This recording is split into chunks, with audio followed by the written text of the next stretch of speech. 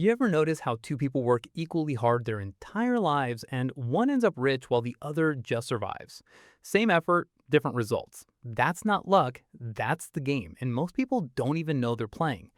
Here's something nobody says out loud: money makes money faster than hard work ever will.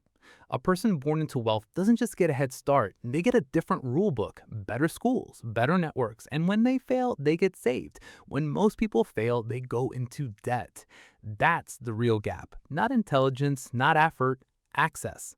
The rich figured out one thing early: your time is limited, but money can work while you sleep. So they stopped trading hours for dollars and started building systems, assets, and connections that grow without them.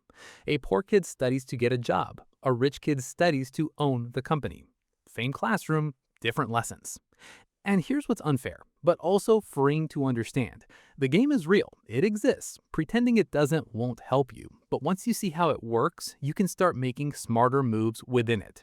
You can't change where you started, but you can change what you study, what you build, and who you learn from. The rules aren't hidden, they're just not taught in school. If this made you think differently about money and success, you're going to want to watch my next video. It goes even deeper. See you there.